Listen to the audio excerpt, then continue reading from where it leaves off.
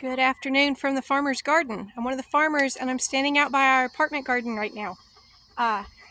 It's hot on this side of the house right now. It is time for our May apartment garden video, and I think I'm going to do a little something different this month. I don't think I'm going to plant anything new. I'm just going to kind of show y'all the update. There are a couple other things that I want to plant, but we're halfway through May and I have not made the time to dig out all the seeds and find all the things that I want to do. So we're just going to do an update on what we have going and kind of show you some of that stuff right now.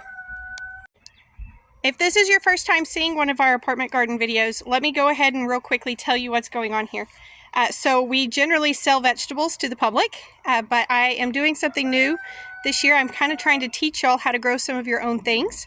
And what we're doing is I've got a pallet in the yard, and I'm only planting in pots on the pallet for these videos so that you can see that even if you have very limited space, you can still grow something. So whether it's a balcony of an apartment or a small backyard or pots on your patio or whatever it is, you don't have to have a ton of space to grow food for your family. So quick recap on everything that is currently here. We started in January. We planted carrots. We had some onions, some radishes, and some lettuce, and those were February. So most of these are obviously done at this point. Radishes we finished harvesting. Onions got replaced with squash last month. Tomatoes replaced the lettuce last month. So a lot of the January stuff is done now. I do still have some carrots. We'll talk about them in a second. In February, we planted the sweet peas and the broccoli and the strawberry and the potatoes. In March, we planted the herbs. So we have basil, cilantro, and dill. They're looking really sad because they're overwatered right now. And then in April, we planted the squash and the tomatoes. So here's what's happening right now. The carrots got planted too thickly because they ended up getting replanted. So I'm going through and thinning them, but I thought these were kind of cool. I planted different color carrots, and you can already see that. So this one's yellowish, there's a purple one, that one's orange. So even though they're teeny tiny, and these are going to be chicken food, you can already see the colors. So when I say I'm thinning them, if you look down in this pot, they got planted really closely together because one set I thought had drowned and completely died, and then I replanted and the first set came back. So I ended up with too many. So all I'm doing is I'm reaching down into the middle where there's not much good light, and I'm just pulling out some of the little carrots down in there. And some of them have already started a carrot, and some of them have not. But I'm going to give those to the chickens. So I'm just trying to get it to where these carrots have enough space. Oh, looky there. I'm going to take that one inside. I'll munch on it in a minute. There's a purple one. It's actually a decent size considering how big the plant was. But that's all you do with carrots is when you think they're going to be big enough to harvest, you just reach down low and pull them out.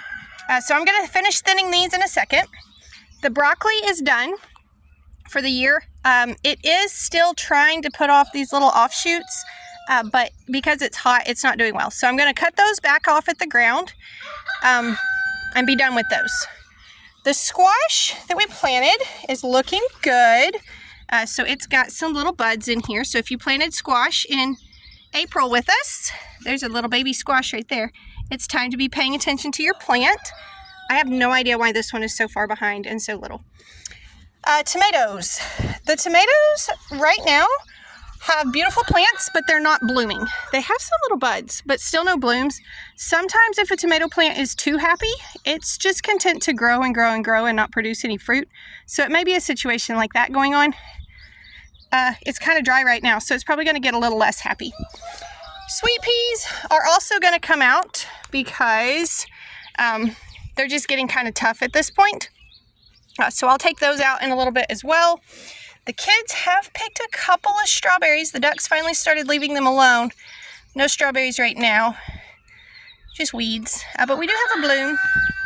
I have not used any of the basil yet. I'm going to save it for some basil jelly, but we've used cilantro and dill. And then the potatoes are looking nice. So I'm going to try to see if I can show you. Potatoes will be underground. There's a potato right there. So I don't want to dig them up yet. I don't think it's time yet. but there is a potato under there. So with potatoes, what you're waiting for is for this plant. See how it's already got some yellow leaves? We're waiting for this plant to die back. When it dies back, that means the potatoes are done growing, and then you can dig them up and harvest them. So right now, we are, like I say, we're cleaning out those winter things, the peas, the broccoli. We're getting those cleaned out, and then we're in the waiting game for like the squash and the tomatoes and the potatoes. So hopefully in June, we'll plant something new again. But for May, we are just checking in on the garden. If you have been planting things with us, I would love to see those things. So that's it. We're just gonna let it do its thing, clean up the winter garden and let the spring garden do its thing. Thank y'all for stopping by the farm today. Y'all be sure and tell your friends about us and come back when you can stay longer.